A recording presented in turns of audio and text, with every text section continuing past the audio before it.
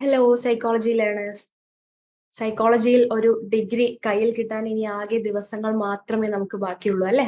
ഡിസംബറിലേക്കുള്ള എക്സാമിന്റെ അവസാന ഘട്ട ഒരുക്കങ്ങളിലാണ് നമ്മളിപ്പോൾ. ഈ ഒരു ലാസ്റ്റ് മിനിറ്റ് പ്രിപ്പറേഷന്റെ ടൈമിൽ നമുക്ക് എങ്ങനെയാണ് ഒരു വളരെ സയന്റിഫിക്കൽ ആയിട്ട് അല്ലെങ്കിൽ വളരെ ക്രിയാത്മകമായിട്ട് നമ്മുടെ അവസാന ഘട്ട ഒരുക്കങ്ങളും അവസാനത്തെ ഒരു സ്റ്റഡി പ്ലാനും ഒക്കെ പ്രിപ്പയർ ചെയ്യാം എന്നുള്ളതാണ് നമ്മൾ ഇന്ന് നോക്കാൻ പോകുന്നത്. ഓക്കെ. അപ്പൊ നമുക്ക് ആദ്യം തന്നെ നമ്മുടെ ഒരു ഇഗ്നു എക്സാമിന്റെ സ്ട്രാറ്റജീസിലേക്ക് പോവാം. നമുക്ക് എല്ലാവർക്കും പരിചയമുള്ളതാണ്. 2 വർഷം എക്സാംസ് ഒക്കെ എഴുതി നല്ല രീതിയിൽ പരിചയമായിട്ടുണ്ടാവും അല്ലേ? എന്നാലും നമുക്ക് ജസ്റ്റ് ഒന്ന് വെറുതെ ഒന്ന് പറഞ്ഞു പോവാം. നമ്മുടെ എക്സാമിന്റെ സ്ട്രക്ചർ എങ്ങനെയാണെന്ന് അറിയാമല്ലോ. ഡിസ്ക്രിപ്റ്റീവ് ആണ്. ഡിസ്ക്രിപ്റ്റീവ് എന്നുകൊണ്ട് വളരെ വലിച്ചു വാരി ഒരുപാട് എഴുതി വെക്കുക എന്നുള്ളതല്ല ഉദ്ദേശിക്കുന്നത്. നമുക്കൊരു എസ്സേ ഒക്കെ വന്നു കഴിഞ്ഞാൽ അതിലൊരു ഇൻട്രൊഡക്ഷൻ, ബോഡി, കൺക്ലൂഷൻ എന്ന രീതിയിൽ എഴുതുക. നമ്മുടെ ആൻസറുകൾ അല്ലെ, നമ്മുടെ ഉത്തരങ്ങൾ അവർ ചോദിച്ചിട്ടുള്ള ചോദ്യത്തിന് കൃത്യമായിട്ടുള്ള ഉത്തരങ്ങളാണ് കൊടുക്കുന്നത് എന്ന് ഉറപ്പുവരുത്തുക. അതായത് എന്താണ് ചോദിച്ചിട്ടുള്ളത്, ചില ക്വസ്റ്റ്യൻസിലൊക്കെ നിങ്ങൾ കണ്ടിട്ടുണ്ടാവും ഡിസ്ക്രൈബ് ചെയ്യുക, കമ്പയർ ചെയ്യുക എന്നൊക്കെ ആയിരിക്കും വന്നിട്ടുണ്ടാവും. അതെന്താണോ ചോദിച്ചിട്ടുള്ളത് അത് അതേ രീതിയിൽ എഴുതാൻ വേണ്ടിയിട്ട് ശ്രമിക്കുക. ക്ലിയർ ആയിട്ടുള്ള, അതേപോലെ തന്നെ നമുക്ക് ചോദിച്ചിട്ടുള്ള ക്വസ്റ്റ്യൻസിന്റെ അല്ലെങ്കിൽ ഒരു തിയറി ഒക്കെ ചോദിച്ചിട്ടുണ്ടെങ്കിൽ അതിൽ വന്നിട്ടുള്ള സബ് ടോപ്പിക്സും കാര്യങ്ങളും ഒക്കെ ഇൻക്ലൂഡ് ചെയ്തിട്ടുണ്ട് എന്ന് ഉറപ്പുവരുത്തുക. വളരെ ക്ലിയർ ആയിട്ട് എന്നാൽ ഡിസ്ക്രിപ്റ്റീവ് എന്ന രീതിയിൽ തന്നെ നിങ്ങൾ ഉത്തരം എഴുതി പോകണം. ഇനി നമുക്ക് രണ്ടാമത്തെ ഒരു കാര്യം ശ്രദ്ധിക്കേണ്ടത് നമ്മുടെ ഫോക്കസ് ഏരിയാസ് ആണ്. നമുക്കിപ്പോ നിങ്ങൾക്ക് അറിയാവുന്നതാണ്, തേർഡ് ഇയറിൽ എല്ലാം സൈക്കോളജി റിലേറ്റഡ് പേപ്പറാണ് അല്ലെ? 2 വർഷങ്ങളിലായിട്ട് പഠിച്ചതുപോലെ ഇലക്ടീവ് പേപ്പേഴ്സ് ഒന്നും നമുക്ക് ഇപ്രാവശ്യം ഇല്ല. എല്ലാം സൈക്കോളജിയുടെ ഉള്ളിൽ തന്നെയുള്ള പേപ്പേഴ്സ് ആണ് പഠിക്കാനുള്ളത്. അപ്പൊ അതില് ഒരു 7 പേപ്പറുകളിൽ നമുക്ക് ഓരോരുത്തർക്കും നമ്മളെ പറ്റി അറിയാം. ഏതൊക്കെയാണ് നമുക്ക് കുറച്ച് ടഫ് ആയിട്ട് തോന്നുന്നത്, അല്ലെങ്കിൽ കുറച്ച് അധികം സമയം സ്പെൻഡ് ചെയ്യേണ്ടത് ഏത് പേപ്പറിനാണ്, അല്ലെങ്കിൽ കുറച്ച് കുറച്ച് മാത്രം ടൈമിൽ തന്നെ പഠിച്ചെടുക്കാൻ പറ്റുന്ന പേപ്പേഴ്സ് ഏതൊക്കെയാണ്, അതൊക്കെ നമുക്കൊരു ഐഡിയ ഉണ്ട് അല്ലെ? അപ്പൊ ആ ഒരു ഐഡിയ വെച്ചിട്ട് നമുക്ക് നമ്മളെ കുറിച്ചുള്ള ഒരു ഐഡിയ വെച്ചിട്ട് വേണം നമ്മൾ സ്റ്റഡി പ്ലാൻ ആദ്യം ഈ ഒരു അവസാന സമയം പ്രിപ്പയർ ചെയ്യാനായിട്ട്. ഓക്കെ. അപ്പൊ ലൈക്ക് നമ്മുടെ understanding and dealing with psychological disorders എന്നൊക്കെ പറയുന്ന പേപ്പർ അത്യാവശ്യം നമുക്ക് പഠിക്കാനുണ്ട്. അതുപോലെ സൈക്കോളജിക്കൽ ഡിസോർഡേഴ്സ് തന്നെയാണെങ്കിലും നിങ്ങൾ ആദ്യമായിട്ടായിരിക്കും അബ്നോർമൽ സൈക്കോളജിയിൽ പഠിച്ചു തുടങ്ങുന്നുണ്ടാവുക അല്ലെ? അപ്പൊ അതുപോലെയുള്ള പേപ്പേഴ്സിനൊക്കെ ഒരു എക്സ്ട്രാ ടൈം കൊടുത്തിട്ട് പഠിക്കാൻ ശ്രമിക്കുക. ഒ ബി ഒക്കെ പോലത്തെ ഒരു പക്ഷേ ചിലപ്പോൾ എളുപ്പമായിട്ട് തോന്നുന്ന പേപ്പേഴ്സ് ഒക്കെ ആണെന്നുണ്ടെങ്കിൽ ഓരോരുത്തരുടെ ഇഷ്ടം, ഒരു എക്സാമ്പിൾസ് പറഞ്ഞു എന്ന് മാത്രം, ഓരോരുത്തർക്ക് എളുപ്പമായിട്ട് തോന്നുന്ന പേപ്പേഴ്സിൽ അതിനനുസരിച്ച് ടൈം കൊടുത്ത് കുറച്ച് കൊടുത്തിട്ട് വേണം പഠിക്കാൻ. അതുപോലെ റിപ്പീറ്റഡ്ലി വന്നിട്ടുള്ള അല്ലെ, നമ്മുടെ previous year question paper analysis ഒക്കെ വീഡിയോസ് ഒക്കെ നമ്മുടെ ലേൺ വൈസിൽ തന്നെ കുറെ ചെയ്തിട്ടുള്ളതാണ്. നിങ്ങൾക്കും ഒരുപാട് ക്വസ്റ്റ്യൻ പേപ്പേഴ്സ് അവൈലബിൾ ആയതുകൊണ്ട് പരിചയം ഉണ്ടാവും. അപ്പോൾ പ്രീവിയസ് ഇയർ ക്വസ്റ്റ്യൻ പേപ്പർ അത് വളരെ ഇമ്പോർട്ടന്റ് ആയിട്ടുള്ള ഒരു കാര്യമാണ്. എല്ലാ എക്സാംസിനും ഇമ്പോർട്ടന്റ് ആയിട്ടുള്ള ഒരു കാര്യമാണ്. ഇപ്പൊ പ്രീവിയസ് ഇയറിലുള്ള ക്വസ്റ്റ്യൻ പേപ്പറിൽ ഡീറ്റെയിൽ ആയിട്ട് നിങ്ങൾ നോക്കുക. റിപ്പീറ്റഡ്ലി വന്നിട്ടുള്ള ടോപ്പിക്സ് ഏതൊക്കെയാണ്, ഒരു ഒരു ക്വസ്റ്റ്യൻ പേപ്പറിൽ പോലും വിട്ടുപോകാത്ത ടോപ്പിക്സ് ഒക്കെ പല പേപ്പേഴ്സിലും കാണാം. അങ്ങനെയുള്ള ടോപ്പിക്സ് ഒക്കെ ഒന്ന് എടുത്തു വെച്ചിട്ട് സ്പെഷ്യലൈസ് ചെയ്തിട്ട് അതിനൊരു എക്സ്ട്രാ ടൈം കൊടുത്ത് ഇമ്പോർട്ടൻസ് കൊടുത്ത് പഠിക്കുക. അതും എത്ര മാർക്കിലൊക്കെയാണ് വന്നിട്ടുള്ളത് എന്ന കാര്യം കൂടെ നമ്മൾ നോട്ട് ചെയ്യണം. ചിലപ്പോൾ എസ് ഒരു 10 മാർക്കിന് തന്നെ ചോദിച്ചിട്ടുണ്ടാവും. ചിലത് പാർട്ടായിട്ട് 5 മാർക്കിലോ 4 മാർക്കിലോ 3 മാർക്കിലോ അങ്ങനെയൊക്കെ ആയിരിക്കും വന്നിട്ടുണ്ടാവുക. അതൊക്കെ നോക്കിയിട്ട് അതിനനുസരിച്ചുള്ള രീതിയിൽ വേണം നമ്മൾ പ്രിപ്പയർ ചെയ്യാൻ. 10 മാർക്കിനൊക്കെ ചോദിക്കുന്ന തരത്തിലുള്ള ടോപ്പിക്സ് ആണെങ്കിൽ അത്യാവശ്യം കാര്യങ്ങൾ എഴുതാൻ മാത്രം അല്ലെ, കണ്ടന്റ്സ് എഴുതാൻ മാത്രമുള്ള കാര്യങ്ങൾ നമ്മുടെ ഉള്ളിൽ ഉണ്ടായിരിക്കണം. അപ്പൊ അങ്ങനെയുള്ള ടോപ്പിക്സ് ഒക്കെ ചോദിക്കുമ്പോൾ നിങ്ങളെ പേപ്പറിൽ ക്വസ്റ്റ്യൻ പേപ്പറിൽ കാണുമ്പോൾ അതിനനുസരിച്ച് വേണം പ്രിപ്പയർ ചെയ്യാൻ. ഓക്കെ. അപ്പൊ ആദ്യം നമ്മൾ ചെയ്യുന്നത് ഇതാണ്. നമ്മുടെ ഒരു എക്സാമിന്റെ രീതികൾ എങ്ങനെയൊക്കെയാണ്, എക്സാംസിലെ ഫോക്കസ് ഏരിയാസ് എന്തൊക്കെയാണ്, അതുപോലെ റിപ്പീറ്റഡ്ലി ചോദിച്ചിട്ടുള്ള ക്വസ്റ്റ്യൻസ് ഏതൊക്കെയാണ്, ഇത് മനസ്സിലാക്കിയിട്ട് വേണം നമ്മുടെ ഒരു പ്രിപ്പറേഷൻ സ്റ്റാർട്ട് ചെയ്യാൻ. ഇനി രണ്ടാമത്തെ ഒരു കാര്യമാണ് നമ്മളെ ഏറ്റവും പ്രധാനപ്പെട്ടത് അല്ലെ, നമ്മുടെ സബ്ജക്ട് സ്പെസിഫിക് ആയിട്ടുള്ള കാര്യങ്ങൾ എന്തൊക്കെയാണെന്നുള്ളത്. അപ്പൊ നമുക്ക് ഇപ്രാവശ്യം പേപ്പേഴ്സും ഇലക്ടീവ് പേപ്പേഴ്സും ഉണ്ട്. പക്ഷേ ഇലക്ടീവ് പേപ്പേഴ്സ് എന്ന് പറഞ്ഞാൽ സൈക്കോളജി പേപ്പേഴ്സ് തന്നെയാണ്, പുറത്തുനിന്നൊന്നുമില്ല. നമ്മുടെ ഡിസിപ്ലിന്റെ അകത്തുള്ള കാര്യങ്ങൾ മാത്രമാണ് പഠിക്കാനുള്ളത്. പിന്നെ ഒന്ന് നമുക്ക് ഫൈനലി റിസർച്ച് ആണ് അല്ലെ, ഡിസർട്ടേഷൻ ആണ്. നിങ്ങൾ എല്ലാവരും ചെയ്തിട്ടുണ്ടാവും എന്ന് വിചാരിക്കുന്നു. ചിലരൊക്കെ അവസാന ഘട്ടങ്ങളിലായിരിക്കും ഉണ്ടാവുക. എന്തായാലും അത് നമുക്കിപ്പോ നമ്മുടെ ഡിസംബർ ടിഇ ബാധിക്കുന്നില്ല അല്ലെ. നമുക്കിപ്പോ ആദ്യത്തെ നമ്മുടെ കോർ പേപ്പേഴ്സ് നോക്കാം. കോർ പേപ്പേഴ്സിൽ ഫസ്റ്റ് വരുന്നത് അണ്ടർസ്റ്റാൻഡിങ് സൈക്കോളജിക്കൽ ഡിസോർഡേഴ്സ് ആണ്. അപ്പോൾ നമുക്ക് അറിയാവുന്നതാണ് അല്ലെ, വളരെ വളരെ അധികം ഇൻട്രസ്റ്റ് ഉള്ള, പക്ഷേ സൈക്കോളജി പഠിക്കുന്നവർക്ക് ഏറ്റവും ഇൻട്രസ്റ്റ് ആയിട്ടുള്ള ഒരു പേപ്പറാണ് സൈക്കോളജിക്കൽ ഡിസോർഡേഴ്സിനെ പറ്റി പഠിക്കുന്നത്. പക്ഷെ നമ്മൾ സൈക്കോളജി എന്ന് പറഞ്ഞ് കയറുന്ന സമയത്ത് തന്നെ മെന്റൽ ഡിസോർഡേഴ്സ് ആയിരിക്കും നമ്മുടെ മൈൻഡിൽ ആദ്യം ഉണ്ടാവുക അല്ലെ. അപ്പൊ അതിനെ പറ്റി പഠിക്കുന്ന ഒരു പേപ്പറാണ് അണ്ടർസ്റ്റാൻഡിങ് സൈക്കോളജിക്കൽ ഡിസോർഡേഴ്സ്. അതിൽ തന്നെ DSM-നെ പറ്റിയും ICD ഒക്കെ നമുക്ക് പഠിച്ചിട്ടുണ്ട്. ഏറ്റവും റീസെന്റ് ആയിട്ട് വന്ന DSM-5ഉം ICD-11 ഒക്കെയാണ് നമുക്ക് പഠിക്കാനുള്ളത്. ആ ക്ലാസിഫിക്കേഷൻസിനൊക്കെ ഇമ്പോർട്ടൻസ് കൊടുക്കുക. അതുപോലെ മേജർ സൈക്കോളജിക്കൽ ഡിസോർഡേഴ്സിന്റെ സിംറ്റംസ് ആൻഡ് കോസസും സിംറ്റംസും ഒരേപോലെ മനസ്സിലാക്കുന്ന രീതിയിൽ പഠിക്കുക. പിന്നെ നമ്മൾ പഠിച്ചിട്ടുള്ള പ്രധാനപ്പെട്ട അസുഖങ്ങളാണ് അല്ലെങ്കിൽ ഡിസോർഡേഴ്സ് ആണ് anxiety disorders, mood disorders, psychotic disorders and personality disorders. ഇത്രയും ഡിസോർഡേഴ്സ് ആണ് നമുക്ക് മെയിൻലി ഫോക്കസ് ചെയ്യാനുള്ളത്. ഇതൊക്കെ ഇമ്പോർട്ടന്റ് ആണ്. ഒരു ഡിസോർഡർ പോലും ഇതിൽ ലെസ് ഇമ്പോർട്ടന്റ് അല്ലെങ്കിൽ കൂടുതൽ ഇമ്പോർട്ടന്റ് എന്നും നമുക്ക് പറയാനില്ല. അപ്പൊ ഇതൊക്കെ വളരെ ഇമ്പോർട്ടന്റ് ആയിട്ടുള്ള ടോപ്പിക്സ് ആയതുകൊണ്ട് തന്നെ എല്ലാം നിങ്ങൾ മനസ്സിലാക്കി പഠിക്കുക. മനസ്സിലാക്കുന്ന കൂട്ടത്തിൽ തന്നെ എന്താ പറയാ, എന്തെങ്കിലുമൊക്കെ എക്സാമ്പിൾസ് ഒക്കെ പഠിച്ചിട്ടുണ്ടാവുമല്ലോ അല്ലെ? എക്സാമ്പിൾസ് ഒക്കെ പറഞ്ഞു തന്നിട്ടുണ്ടാവും ക്ലാസ് എടുക്കുന്ന സമയത്തൊക്കെ. നിങ്ങളും കുറെ ചിലപ്പോ സിനിമയിലുള്ള അല്ലെ, നമ്മളിപ്പോ എന്നും പറയുന്നതാണ് മനച്ചിത്രത്താഴിലെ ശോഭന എന്നൊക്കെ അല്ലെ, ഗംഗ, നാഗവള്ളിയൊക്കെ. അതേപോലെയുള്ള പല കാര്യങ്ങളും പല അസുഖങ്ങൾ പഠിക്കുന്ന സമയത്തും നമുക്ക് എക്സാമ്പിൾസ് ഉണ്ടാവും. അതൊക്കെ മൈൻഡിൽ വെച്ചുകൊണ്ട് വേണം നിങ്ങൾ ഓരോരോ അസുഖങ്ങളെ പറ്റിയിട്ട് പഠിക്കാൻ. അപ്പൊ നമുക്ക് ഒരിക്കലും മറന്നു പോവാതെ ഒരു ഡിസോർഡറിനെ പറ്റി കേൾക്കുമ്പോൾ തന്നെ നമുക്ക് ആ കാര്യങ്ങൾ മൈൻഡിലെത്തും. ഓക്കെ. അപ്പോൾ അതേപോലെ തന്നെ എന്തെങ്കിലും ഡിസോർഡറിന്റെ സിംറ്റംസും അല്ലെങ്കിൽ ട്രീറ്റ്മെന്റ് ഓപ്ഷൻസും ഒക്കെ പഠിക്കുന്ന സമയത്ത് നമുക്ക് ടേബിൾ ആയിട്ടോ അല്ലെങ്കിൽ ഒരു ടാബുലർ ഫോമിലോ അതല്ലാന്നുണ്ടെങ്കിൽ വേറെ എന്തെങ്കിലുമൊക്കെ നിങ്ങൾക്ക് ഓരോരുത്തരുടെയും രീതികൾ ഉണ്ടാവുമല്ലോ അല്ലെ? പദസൂര്യൻ ഉണ്ടാക്കി വെക്കുക, പിക്ചറൈസ് ചെയ്യുക, ഡൂഡ്ലിംഗ് പോലെ എന്തെങ്കിലും ചെയ്യുക, അങ്ങനെ എന്തെങ്കിലുമൊക്കെ നിങ്ങൾക്ക് ഒരു സ്റ്റഡി പ്ലാനും അല്ലെങ്കിൽ സ്ട്രക്ചറും ഒക്കെ ഉണ്ടെങ്കിൽ അതൊക്കെ യൂസ് ചെയ്യുന്ന രീതിയിൽ വേണം ഈ ഒരു ടോപ്പിക് ഫസ്റ്റത്തെ ഒരു പേപ്പർ നമ്മൾ പഠിക്കും. ഈ രണ്ടാമത്തത് നമ്മുടെ OB-ആണ്, ഓർഗനൈസേഷണൽ ബിഹേവിയർ. ഓർഗനൈസേഷണൽ ബിഹേവിയറിൽ നമുക്ക് കുറെയൊക്കെ നമ്മൾ സെക്കൻഡ് ഇയറിലും ഫസ്റ്റ് ഇയറിലും ഒക്കെ പഠിച്ച തിയറീസ് ഒക്കെ വരുന്നുണ്ട് അല്ലെ? മോട്ടിവേഷൻ തിയറീസും പിന്നെ ലീഡർഷിപ്പും അല്ലെ, അതുപോലെ ഗ്രൂപ്പ് ഡൈനാമിക്സ്, അങ്ങനെ എല്ലാം കൂടെ നമ്മളെ സോഷ്യൽ സൈക്കോളജിയിലും അതേപോലെ പിന്നെ ഫസ്റ്റ് ഇയറിലുള്ള ഇൻഡിവിജ്വൽ ഡിഫറൻസ് അങ്ങനത്തെയുള്ള പേപ്പേഴ്സിലൊക്കെ പഠിച്ച കാര്യങ്ങളെ ഓർഗനൈസേഷണൽ ലെവലിലേക്ക് വരുമ്പോൾ ആ ഒരു രീതിയിൽ ആ ഒരു ഫോക്കസോട് കൂടെ കണ്ടുകൊണ്ട് പഠിക്കുന്ന ഒരു പേപ്പറാണ് OB. അപ്പൊ ആ ഒരു തിയറീസ് ഒക്കെ നിർബന്ധമായിട്ടും കൃത്യമായിട്ടും മനസ്സിലാക്കി വെക്കുക. ഒന്നുകൂടെ ഒന്ന് പൊടി തട്ടി എടുക്കുക, പഴയ പഠിച്ച കാര്യങ്ങളൊക്കെ ഒന്ന് പൊടി തട്ടി എടുക്കുക. പിന്നെ അതിൽ മെയിൻലി നമുക്ക് എക്സ്ട്രാ വരുന്നതാണ് വർക്ക് പ്ലേസ് ബിഹേവിയറും സ്ട്രെസ് മാനേജ്മെന്റ്, അങ്ങനെയുള്ള ടോപ്പിക്സ് ഒക്കെ. അപ്പൊ ഈ ഒരു ടോപ്പിക്സിനെ ഒക്കെ തന്നെ നമുക്ക് നേരത്തെ പറഞ്ഞ പോലെ തന്നെ എക്സാമ്പിൾസോട് കൂടെ പഠിക്കാനും ഓർത്തു വെക്കാനും ഒക്കെ നമുക്ക് സാധിക്കുന്നതാണ് അല്ലെ? എല്ലാത്തിനും എന്തെങ്കിലുമൊക്കെ ഒരു റിയൽ വേൾഡ് എക്സാമ്പിൾസ് നമ്മുടെ കയ്യിലുണ്ടാവും. ഓർഗനൈസേഷണൽ എക്സാമ്പിൾസ് ഒക്കെ ഇഷ്ടം പോലെ ഉണ്ടാവും. അപ്പൊ എന്തെങ്കിലുമൊക്കെ കണക്ട് ചെയ്ത് റിലേറ്റ് ചെയ്തിട്ട് വേണം പഠിക്കാനായിട്ട്. അതേപോലെ ഇപ്പോ മാസ്ലോയുടെ തിയറി ഒക്കെ ആണെന്നുണ്ടെങ്കിൽ അല്ലെ, ഹൈറാർക്കി തിയറി ഒക്കെ ആണെങ്കിൽ നമുക്കറിയാം ആ ഡയഗ്രം അങ്ങ് വരച്ചു കഴിഞ്ഞാൽ പകുതി പണി കഴിഞ്ഞു അല്ലെ? പിന്നെ അതങ്ങോട്ട് കുറെ എക്സ്പ്ലെയിൻ ചെയ്ത് എഴുതുന്ന പണിയെ നമുക്ക് വരുന്നുള്ളൂ. അപ്പൊ അതുപോലെയുള്ള തിയറീസ് ഒക്കെ വരുമ്പോൾ ഡയഗ്രംസ് എന്തെങ്കിലും ഉണ്ടെങ്കിൽ ഡയഗ്രംസ് വരയ്ക്കുക. ഡയഗ്രംസ് വരച്ചിട്ട് നമ്മൾ എക്സാം എഴുതുന്നതിന്റെ മുന്നേ ആൻസർ എഴുതി തുടങ്ങുമ്പോൾ തന്നെ ആ ഡയഗ്രംസ് വരച്ചിട്ടാണ് സ്റ്റാർട്ട് ചെയ്യുന്നതെന്നുണ്ടെങ്കിൽ നമുക്ക് ഒന്നുകൂടെ എളുപ്പമാണ്. നമ്മുടെ മെമ്മറിയിൽ നിന്ന് അത് പോകില്ല. ചിലപ്പോൾ ചില സമയത്ത് ഉണ്ടാവില്ല, എക്സാം എഴുതി പകുതി എത്തുമ്പോഴത്തേക്ക് പല കാര്യങ്ങളും മറന്നു പോകുന്ന പ്രശ്നമൊക്കെ. ഇതിൽ ഇങ്ങനെയുള്ള ഇഷ്യൂസ് ഒന്നും വരില്ല. നമ്മൾ ആദ്യം തന്നെ ഡയഗ്രാം വരച്ച് എഴുതുവാണ്. ഓക്കെ. അപ്പൊ ആ രീതിയിൽ പഠിക്കാം. ഇനി മൂന്നാമത്തെ പേപ്പറാണ് understanding and dealing with psychological disorder. Psychological disorders നമ്മൾ ഫസ്റ്റ് പേപ്പറിൽ പഠിച്ചു. പിന്നെ അതിന്റെ ഡീലിംഗ്സും കാര്യങ്ങളുമാണ് മൂന്നാമത്തെ പേപ്പറിൽ നമുക്ക് പഠിക്കാനുള്ളത്. ഇതിൽ മെയിൻലി എന്തൊക്കെയാണ്? അസസ്മെന്റ്, ഡയഗ്നോസിസ്, ഇന്റർവെൻഷൻസ് ഒക്കെയാണ് വരുന്നത് അല്ലെ? അപ്പോൾ കുറെ അപ്രോച്ചസ് ഒക്കെ നമുക്ക് പഠിക്കാനുണ്ട്.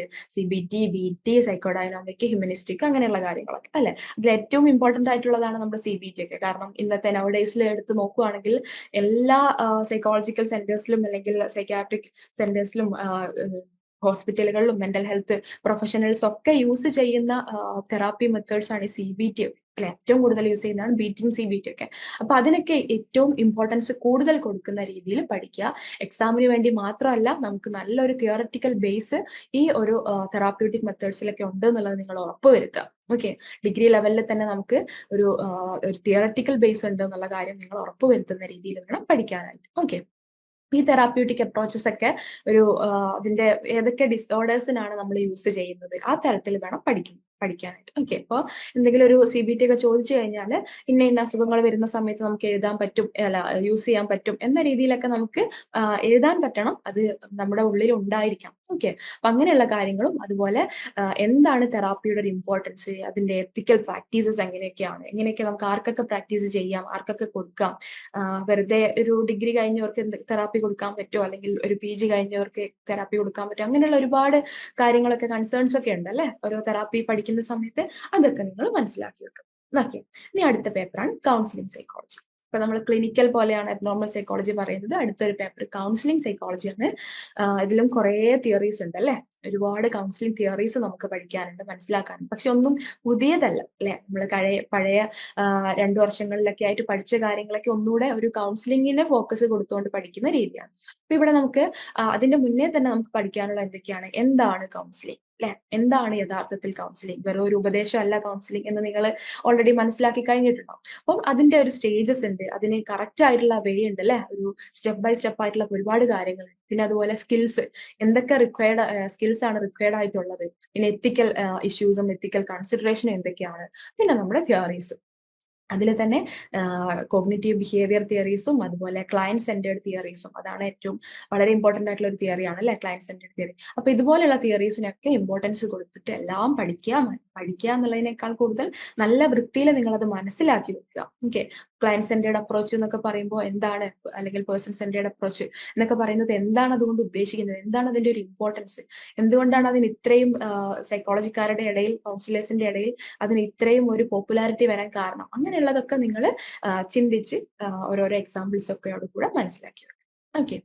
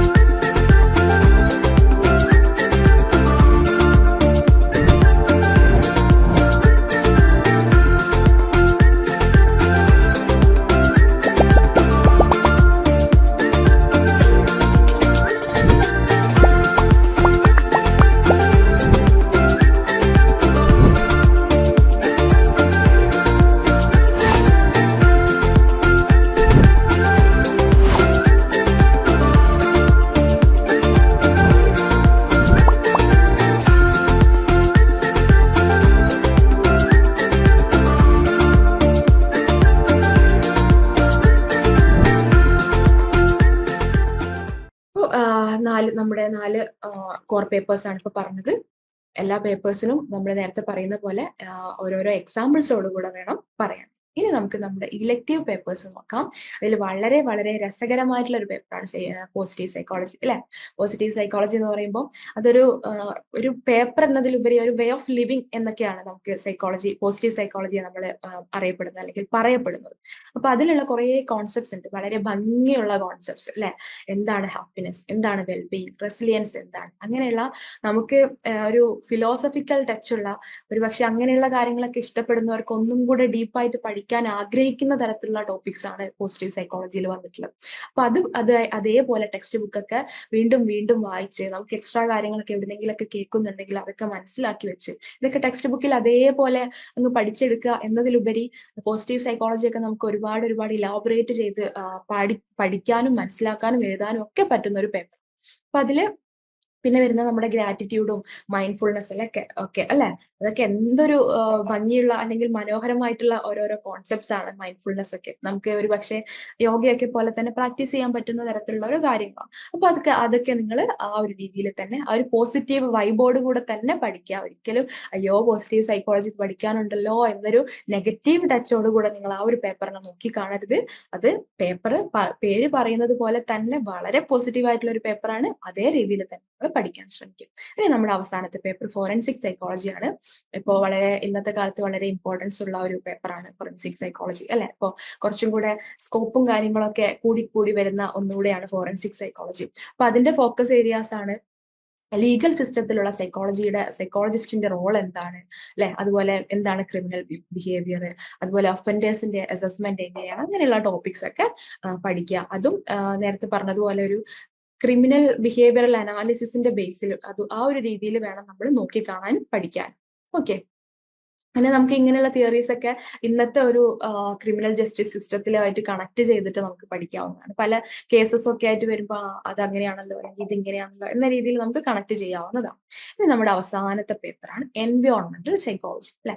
എൻവയോൺമെന്റൽ സൈക്കോളജി എന്ന് പറയുമ്പോൾ നമ്മുടെ ഒരു ഹ്യൂമൻ എൻവയോൺമെന്റ് ഇന്ററാക്ഷൻ അല്ലെങ്കിൽ റിലേഷൻഷിപ്പിനെയാണ് നമ്മൾ കൂടുതൽ പഠിച്ചിട്ടുള്ളത്. അതിൽ എൻവയോൺമെന്റൽ സ്ട്രെസ്, ബിഹേവിയറും കാര്യങ്ങളും ഉണ്ട്. അതുപോലെ urbanization അതിന്റെയൊക്കെ ഒരു ഇമ്പാക്ട് അല്ലെ, എൻവയോൺമെന്റൽ ബിഹേവിയറിന്റെ പ്രൊമോഷൻ, അങ്ങനെയുള്ള ടോപ്പിക്സ് ഒക്കെയാണ് നമ്മൾ ഡിസ്കസ് ചെയ്ത് പോയിട്ടുള്ളത്. ഇതിനൊക്കെ ഇമ്പോർട്ടൻസ് കൊടുക്കുകയും വേണം. ഒരു റിയൽ വേൾഡ് സിനാരിയോസുമായിട്ട് കണക്ട് ചെയ്തിട്ട് അല്ലെ, ഇന്നത്തെ നമ്മുടെ ഇപ്പൊ നമുക്ക് ഒരുപാട് കാര്യങ്ങളുമായിട്ട് കണക്ട് ചെയ്യാവുന്നതാണ്. ഇപ്പൊ വയനാട്ടിലുള്ള ഒരു ഉരുൾപൊട്ടലും കാര്യങ്ങളൊക്കെ സംഭവിച്ച സമയത്ത് ഈ ക്ലൈമറ്റ് ചേഞ്ചിന്റെയും അതുപോലെ അർബനൈസേഷന്റെ പ്രോബ്ലം ഒക്കെ നമ്മൾ ഒരുപാട് ഡിസ്കസ് ചെയ്തിട്ടുണ്ട്. ഇതുമൊക്കെ ആയിട്ട് കണക്ട് ചെയ്തിട്ട് നിങ്ങൾക്ക് പഠിക്കാവുന്നതാണ്, ചെയ്യാവുന്നതാണ്. ഓക്കെ, ഇത്രയാണ് നമ്മുടെ പേപ്പേഴ്സ് വരുന്നത്. കോർ സൈക്കോളജി പേപ്പേഴ്സിന് കൂടുതൽ ഫോക്കസ് കൊടുക്കുക.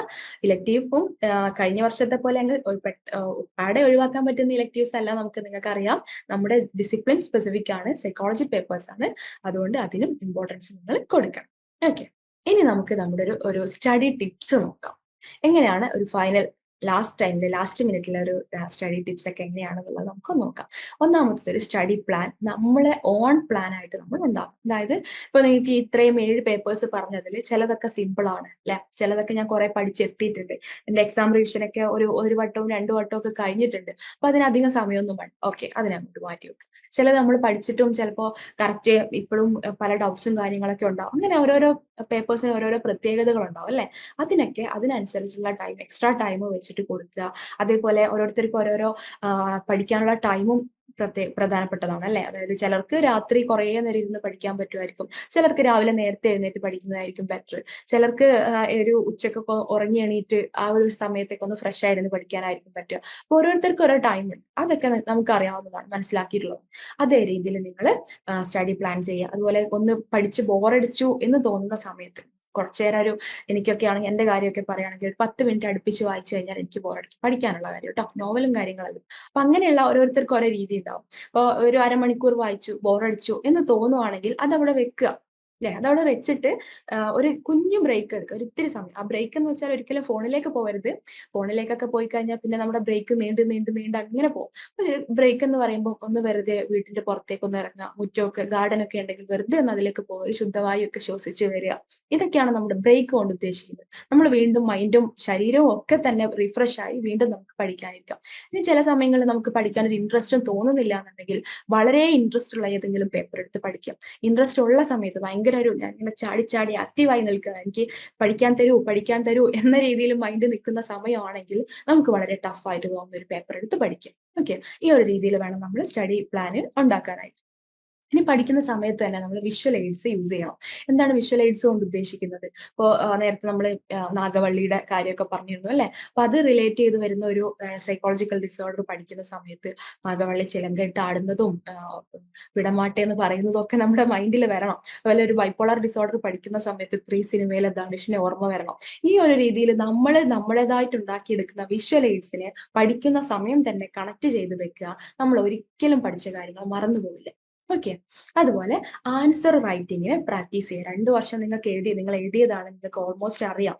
എങ്കിലും ഈ ഒരു question paper, previous year question papers ഒക്കെ എടുത്ത് വെച്ചിട്ട് ഏതെങ്കിലും ഒരു ക്വസ്റ്റ്യൻ പേപ്പർ എടുത്ത് വെച്ചിട്ട് ഒരു 2 മണിക്കൂർ ടൈം ഒക്കെ സെറ്റ് ചെയ്തിട്ട് എഴുതി നോക്കുന്നതും വായിച്ചു നോക്കുന്നതും തമ്മിൽ ഒരുപാട് വ്യത്യാസമുണ്ട് അല്ലെ. ഒരു 10 പ്രാവശ്യം വായിക്കുന്നതും 1 പ്രാവശ്യം എഴുതുന്നതും ഈക്വൽ ആണ്.